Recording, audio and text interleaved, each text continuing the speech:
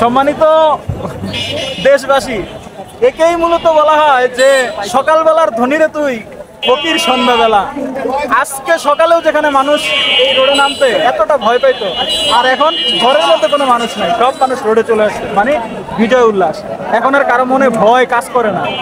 ভয়কে জয় করে বাঙালি, এই বাঙালিকে কখনো দাবিয়ে রাখা যায় না, সেটার প্রমাণ আজকেও দিল বাঙালি।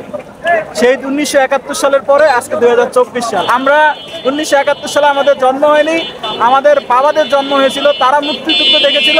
আমরা এখন 2024 সালের মুক্তিযুদ্ধ আমরা দেখছি। আমরা এই মুক্তিযুদ্ধে সামিল হতে পেরেছি, তার জন্য মহান রবের দরবারে লাখো কোটি শুকরিয়া। এবং যেই সরকার তথা এই দ্বারা এটাও প্রমাণিত হলো যে আসলে এই সারা বাংলাদেশটা পৃথিবীর যে কোনো জায়গায় আপনি যখন মানুষের উপর ডোমিনেট করবেন, এই ডোমিনেট করে আপনি বেশি দিন টিকে থাকতে পারবেন না। হয় 5 বছর, 10 বছর, 20 বছর, তারপর আপনাকে চলে যেতে হবে।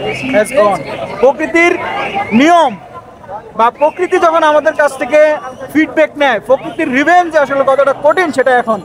এই যে এর আগে আমরা দেখেছি বাংলাদেশে এরশাদ বিরোধী আন্দোলন হয়েছিল, এরশাদ যে বাংলাদেশ থেকে পতন হয়েছিল এরশাদ দেশ থেকে পালায় নাই।